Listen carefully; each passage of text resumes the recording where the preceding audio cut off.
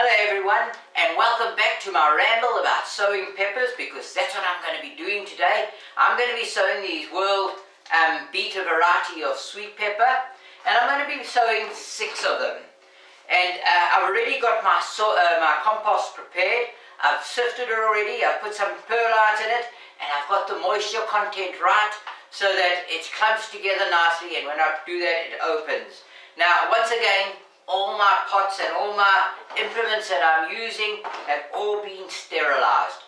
But before I start with the peppers, I want to go out and transplant the garlic that I did a couple of weeks ago. They got rather lanky, but they're outside and it's really rainy and wet and cold outside.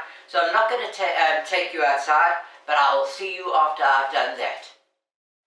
Okay, I'm back. I've planted all the garlic now. And I've washed up after myself. I always, as soon as I planted anything, I take all the pots that they were in and the trays and everything else, and I wash them all up so that they're ready for the next planting.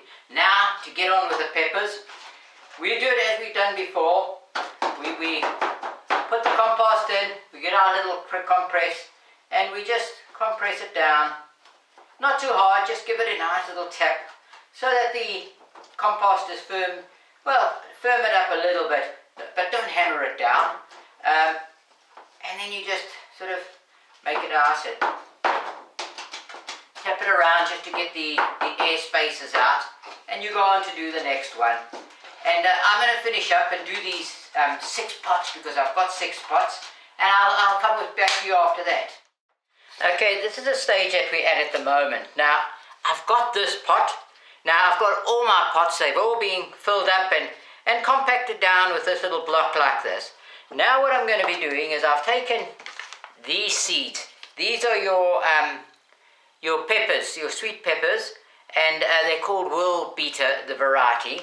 And they come in seal little packets like this. Now the idea is just to take one like this, and you pop the seed on top, like that. Just press it into place like this. Oops, sticking to my finger. And then just take some compost and sprinkle it on the top. You don't need a lot, just to cover it. And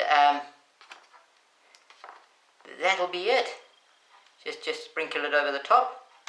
And do that. Don't press this hard, it's just to bed it in.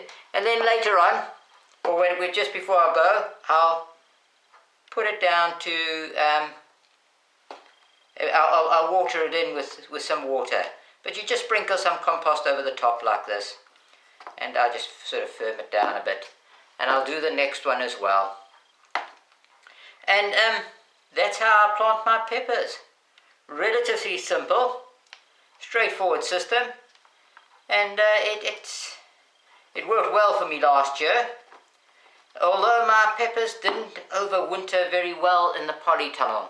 So if anybody knows how to overwinter peppers in the polytunnel, I've overwintered them in the house before, but I want to be able to try and overwinter them in the polytunnel. Now, in the polytunnel, what happened was,